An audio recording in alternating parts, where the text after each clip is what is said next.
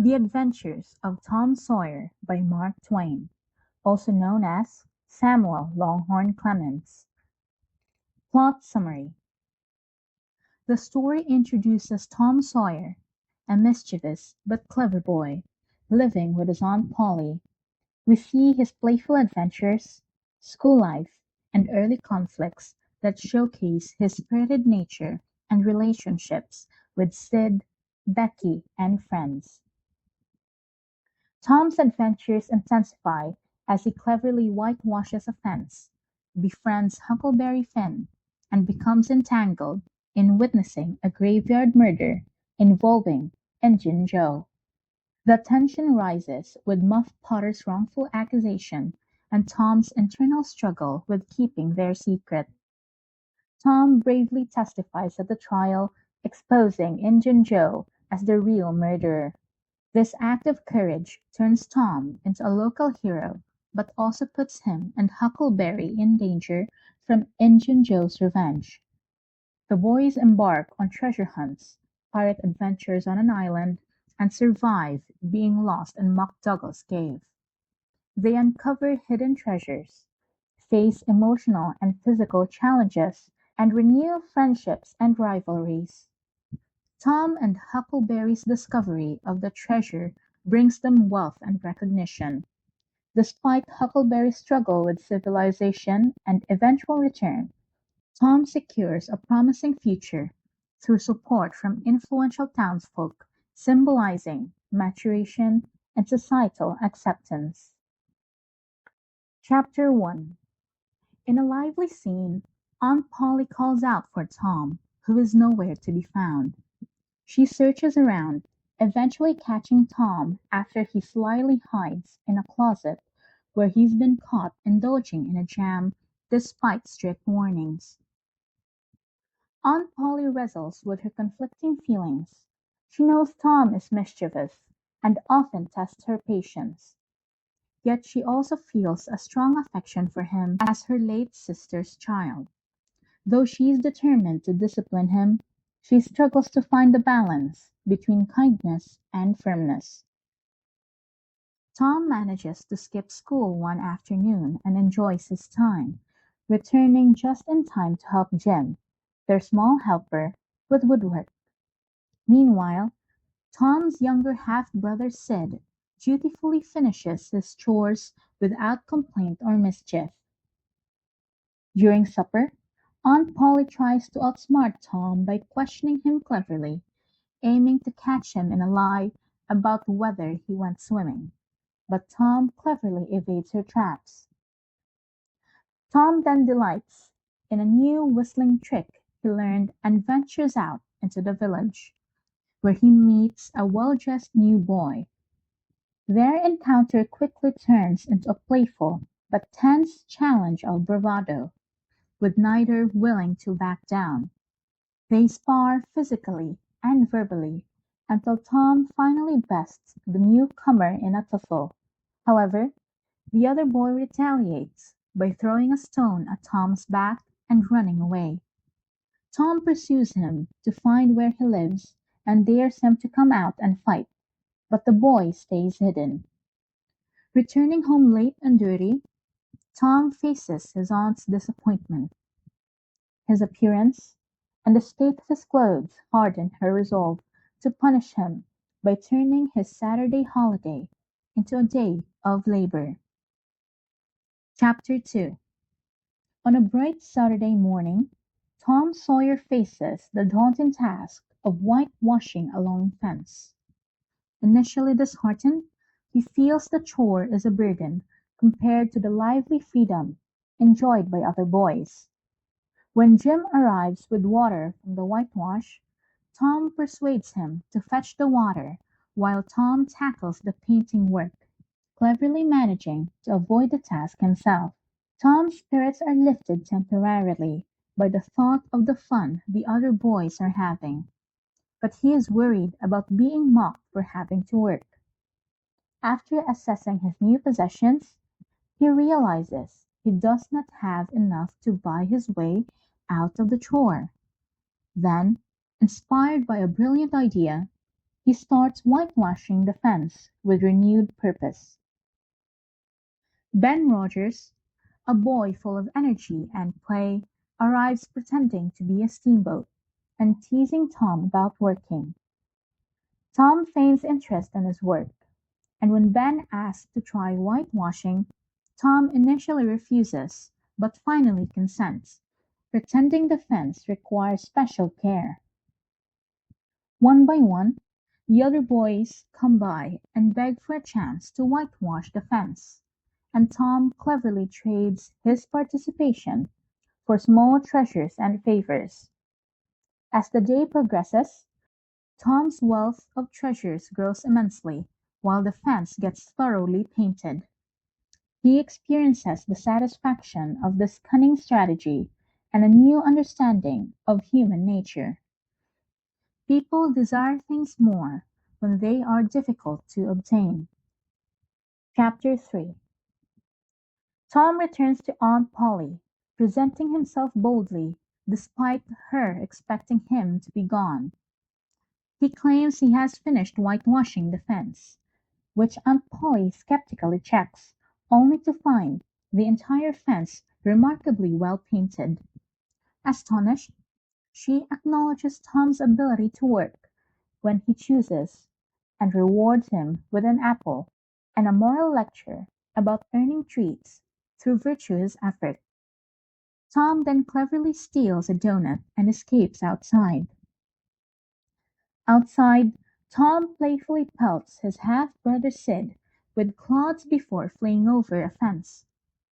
He goes on to lead a military-style game with Joe Harper, directing armies from a distance to a hard-fought victory.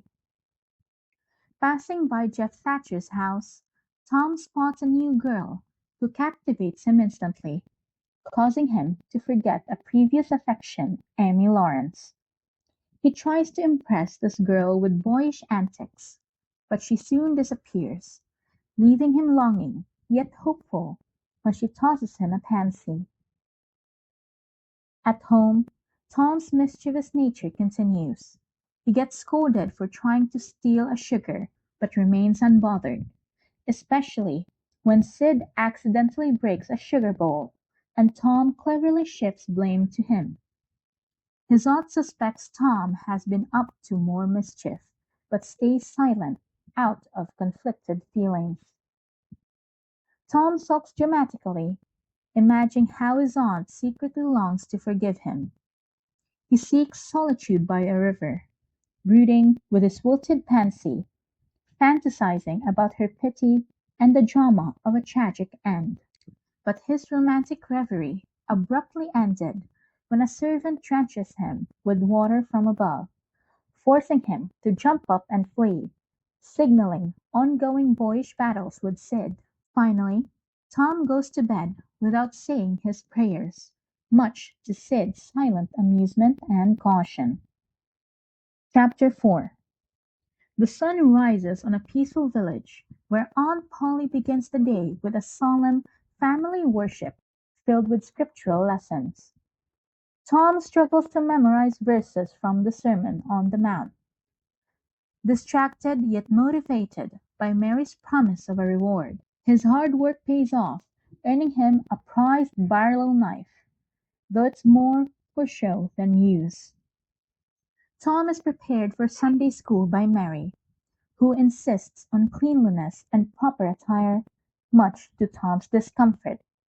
At Sunday school, the children trade tickets, earned through scripture recitation for prizes, including Bibles, a prestigious and rare reward.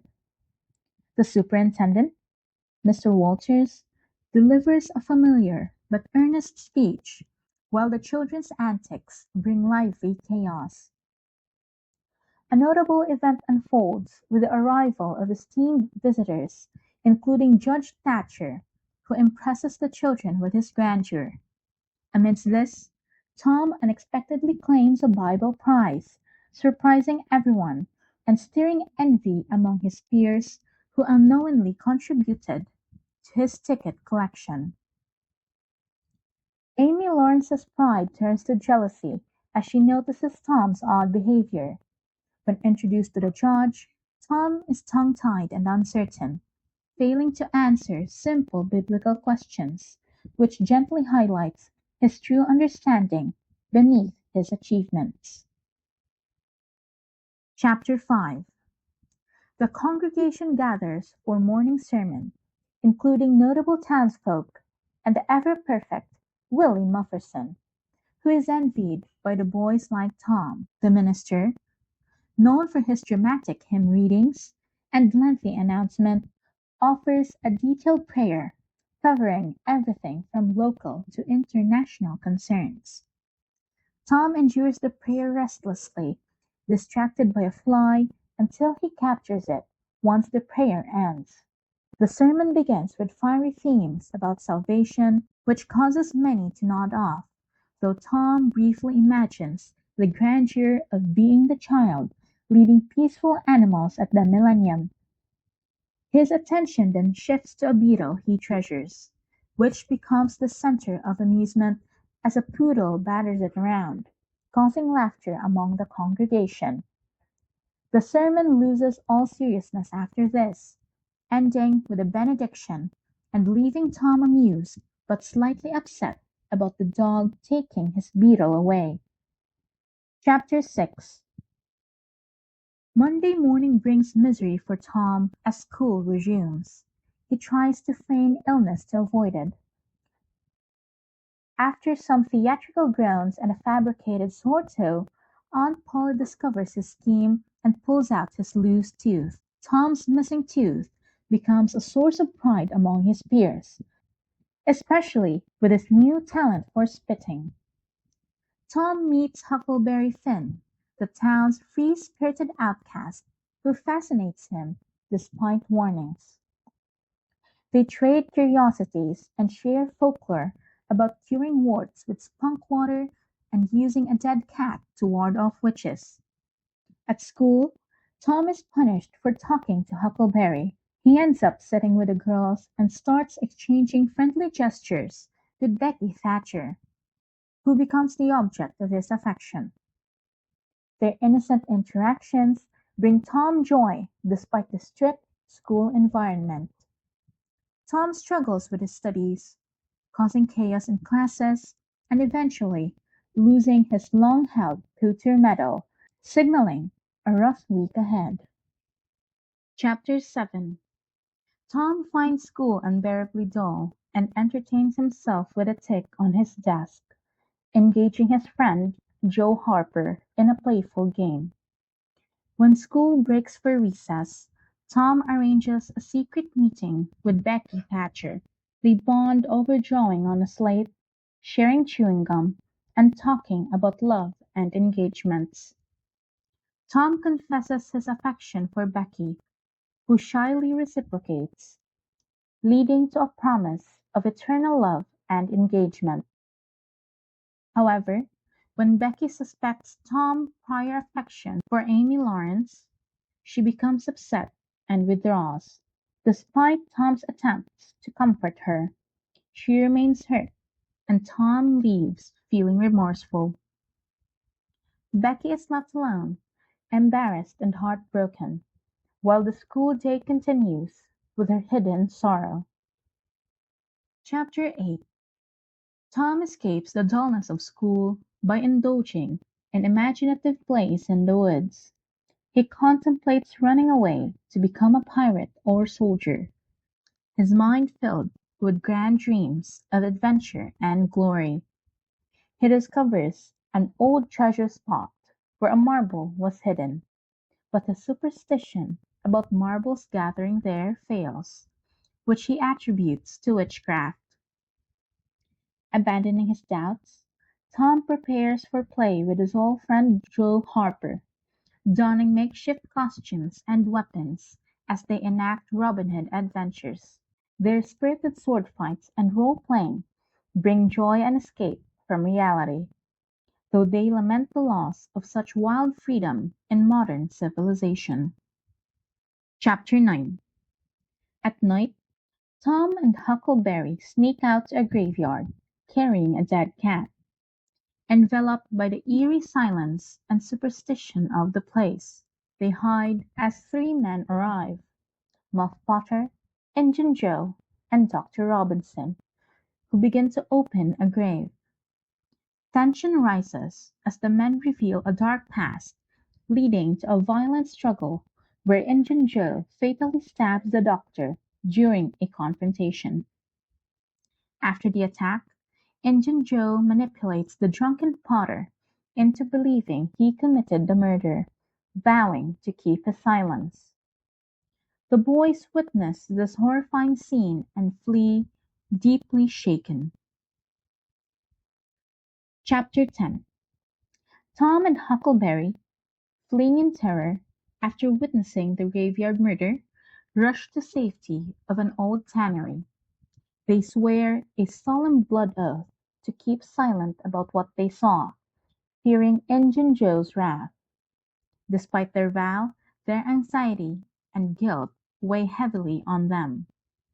While hiding, they narrowly avoid detection by Muff Potter, who is unaware of the night's events.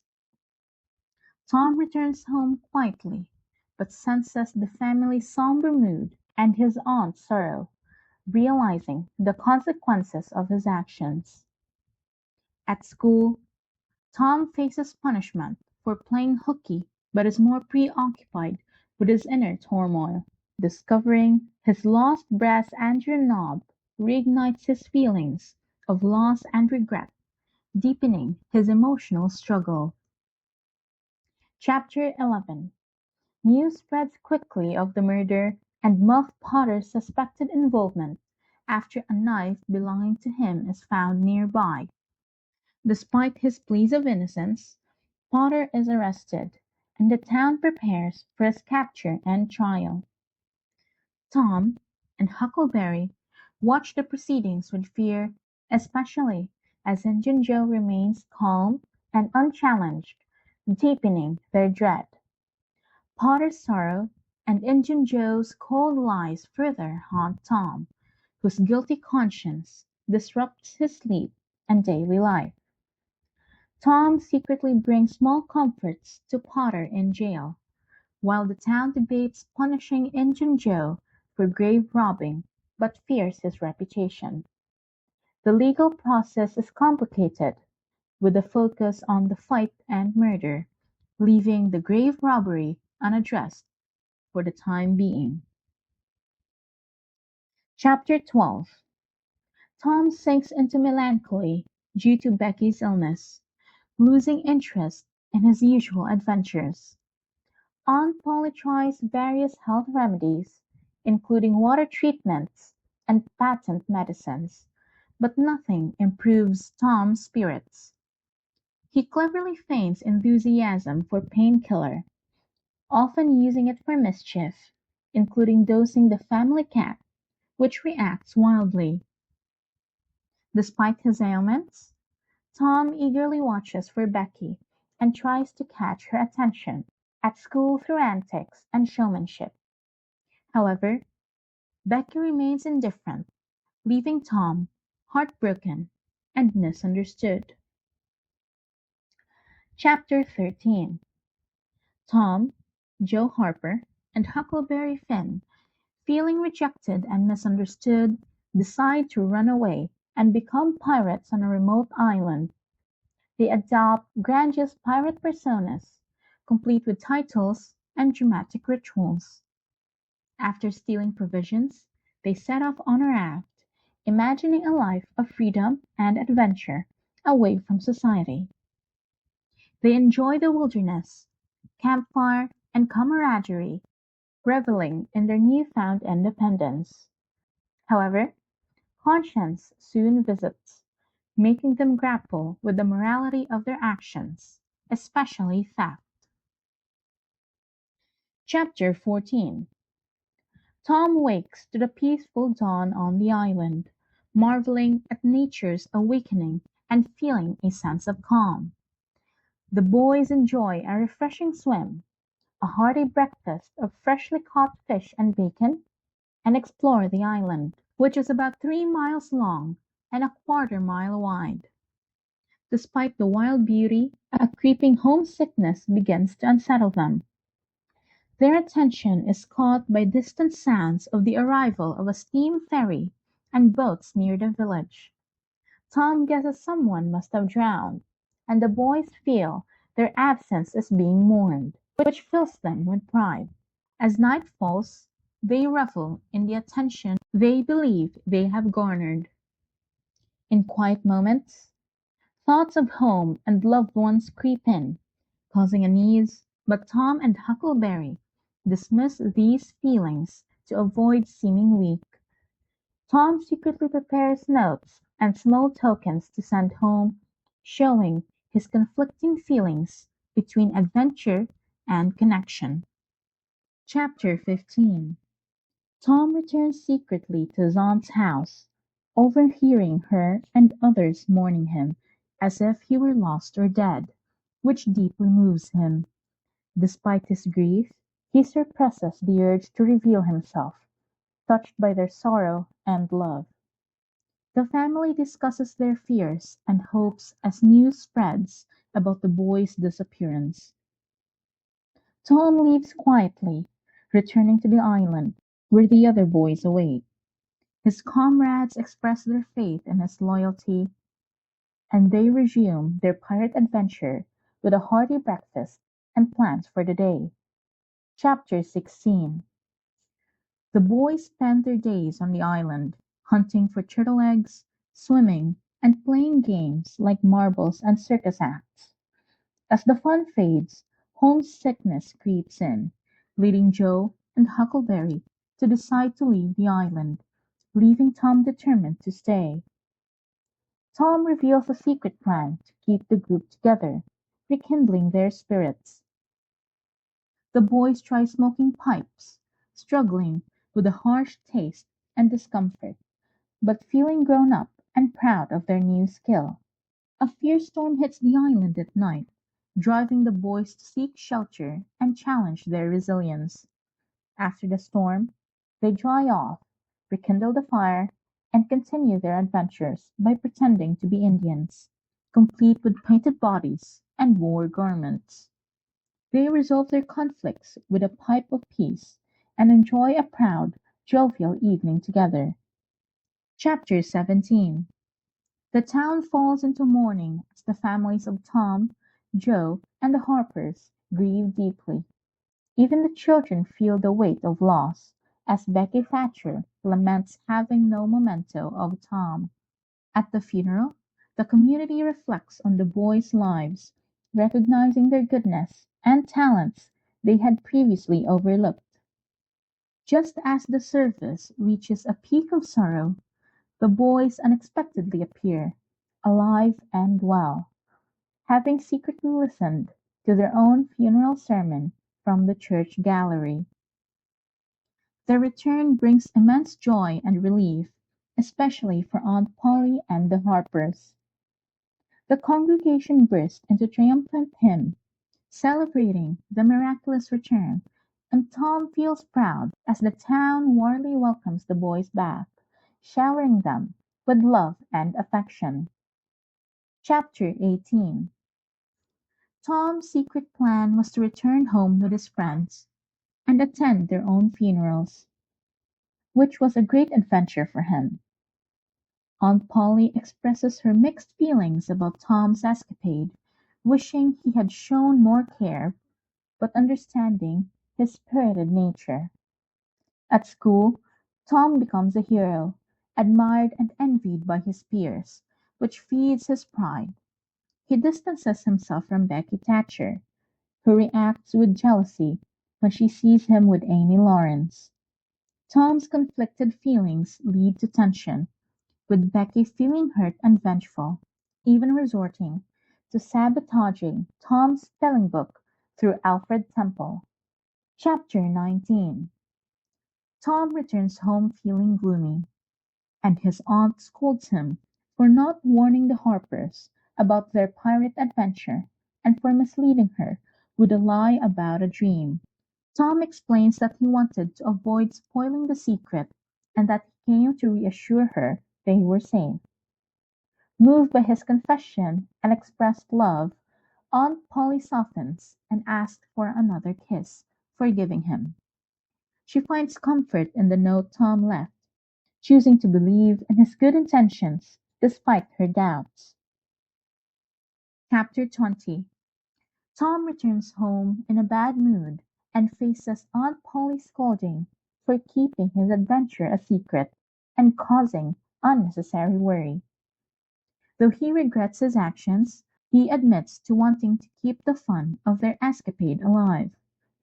Aunt Polly forgives him, touched by his confession and love. At school, Tom approaches Becky to apologize, but she rejects him coldly. Their quarrel deepens, and Becky tears a picture from their teacher's anatomy book, which could lead to trouble for her. Tom refrains from telling on her initially, and a tension-filled day follows. Later, the teacher confronts the class about the torn book. Nobody admits guilt until Tom unexpectedly confesses to save Becky, earning her gratitude and admiration. He endures the punishment with pride, feeling the sacrifice was worth it. Chapter 21. As vacation approaches, the strict schoolmaster increases his severity to ensure a good performance on examination day. The school is filled with anticipation and tension, with dignitaries and parents attending the evening exercises. Students perform recitations, speeches, and readings, showcasing typical themes like friendship, dreams, and religious morality, often ending with lengthy sermons. The event includes poetry readings and original compositions, marked by elaborate language and moralizing tones. The seriousness is interrupted by a prank. A cat is lowered through a skylight onto the bald head of the teacher, causing laughter and bringing the meeting to a joyful end, signaling the start of a vacation. Chapter 22. During vacation, Tom joins the Cadets of Temperance, but quickly resigns due to disappointment. He experiences various entertainments, like minstrel shows, circuses, and parties, but finds little joy, especially with Becky Thatcher away. The secret of the murder weighs heavily on him, adding to his misery. Soon, Tom falls ill with measles and becomes a prisoner to the illness. Upon recovery, he finds the town transformed by a religious revival, which profoundly depresses him as he feels alone in his loss of faith. A violent storm heightens his sense of doom, but after it passes without calamity, he hopes for reprieve. However, he soon relapses and spends another long, lonely recovery period, struggling with feelings of isolation, even as the world moves on around him. Chapter 23. The trial of Muff Potter begins, dominating village conversation and causing Tom great anxiety. Tom and Huckleberry reaffirm their vows to keep silent about the murder. They regularly visit Potter in jail, providing small comforts and feeling deep sympathy for him. The courtroom is filled with tension as witnesses testify against Potter, while his lawyer surprisingly offers no defense. The prosecution rests, seemingly sealing Potter's fate. Unexpectedly, Tom is called to the stand. Nervous at first, he recounts the events of the murder in detail, describing how Injun Joe committed the crime. The revelation shocks everyone and causes Injun Joe to flee dramatically through a window, escaping justice. Chapter 24. After his courageous testimony, Tom becomes a village hero, celebrated in print and admired by all. However, his nights are filled with fear of Injun Joe's possible revenge, and Huckleberry shares this terror, despite a lawyer's promise of secrecy. Tom takes comfort in Muff Potter's gratitude, but remains haunted by his decision to speak out. The search for Injun Joe persists, with detectives and rewards. Yet the elusive villain remains at large. Days pass slowly, with lingering anxiety, as Tom and Huckleberry live under the shadow of this unresolved threat. Chapter 25. Tom experiences a strong desire to find hidden treasure and recruits Huckleberry to join him. They discuss the nature of treasure, its typical hiding places, and make plans to dig in various spots, including haunted houses and under old trees. During the day, they dig unsuccessfully in searched locations and decide to try digging at midnight, guided by the shadow of a tree limb, but find nothing. The boys feel uneasy due to superstitions about witches, ghosts, and dead men guarding treasures. Despite their fears, they resolve to try the haunted house, acknowledging the dangers but rationalizing that daytime digging would be safer since ghosts are nocturnal. As they approach the dark, desolate house, they decide to avoid it for the night and go home. Their treasure hunt, full of suspense, fear, and misery. Chapter 26. The next day, Tom and Huckleberry revisit the dead tree to retrieve their tools. They realize it's Friday, an unlucky day for their treasure hunt, so they postpone plans for the haunted house and spend the afternoon playing Robin Hood. On Saturday, they dig at their last spot but find nothing. They then cautiously approach the haunted house at sunset, initially too scared to enter. Gathering courage, they explore its decayed interior, but freeze with fear upon hearing footsteps approaching. Two men, including Injun Joe, enter and discuss a dangerous job and their plans to leave town shortly. The men fall asleep, and Tom quietly tries to sneak away, but is scared off by a creaking floorboard. Injun Joe and his companion unearth a treasure chest containing thousands in gold coins, though Joe reveals the theft is part revenge. They plan to hide the loot until they're ready to flee. Tom and Huckleberry, witnessing these events, are filled with dread, especially as they fear the revenge might target them. Chapter 27. Tom wakes troubled by the previous day's adventure involving the hidden treasure, unsure if it was a dream or reality. He meets Huckleberry, who confirms the treasure was real but expresses despair over their lost chance due to the broken stairs. They discuss number two, which Tom suspects refers to a tavern room, and they discover a mysterious locked room numbered 2 in a local tavern, believed to be connected to the treasure. Tom devises a plan to gather keys and investigate the room at night, instructing Huckleberry to watch for Injun Joe, who might be spying for revenge. Despite their fears, both boys resolve to follow and confront Injun Joe's plans. Chapter 28. Tom and Huckleberry prepare for their night watch around the tavern, hoping to catch Injun Joe and find the hidden treasure. Several nights pass without incident until one evening Tom sneaks into the tavern's haunted room while Injun Joe lies asleep inside, intoxicated.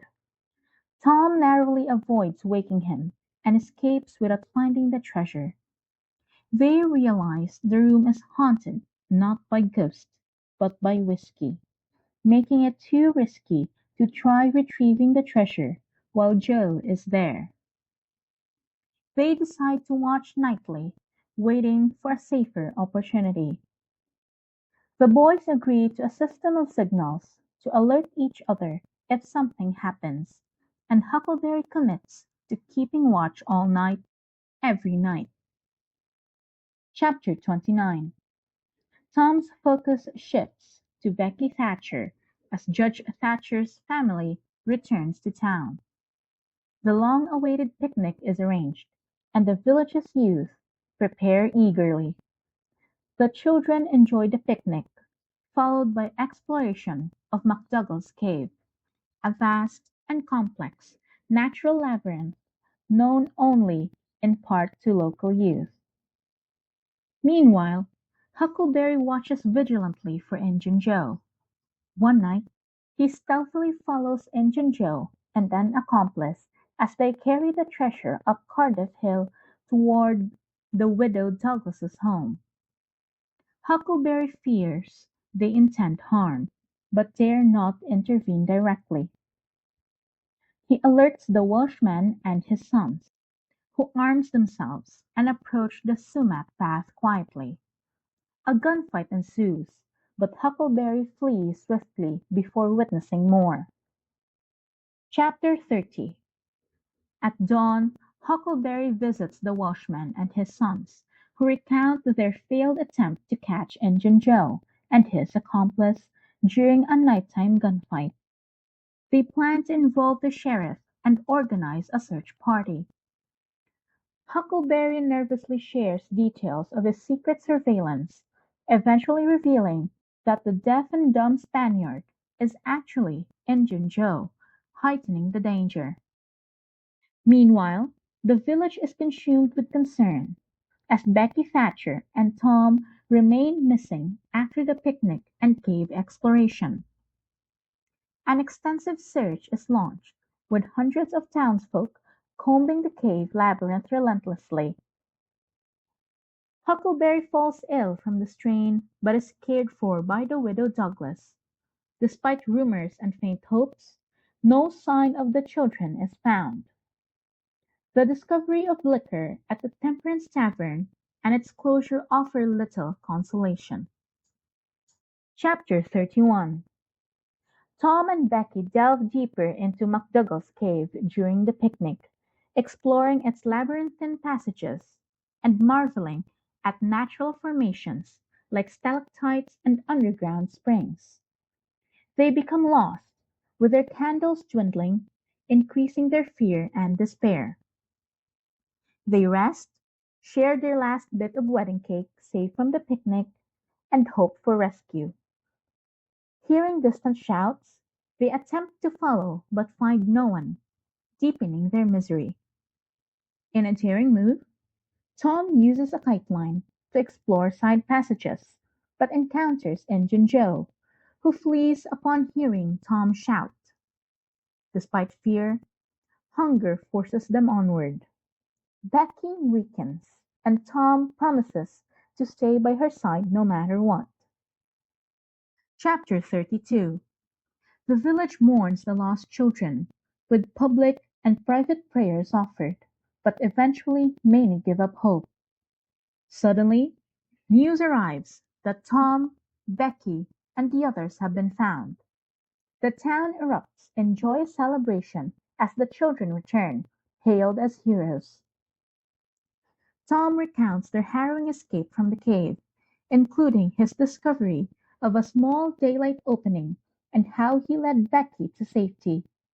They were rescued by men in a skiff and brought home. Despite the rescue, both children are bedridden for days, recovering.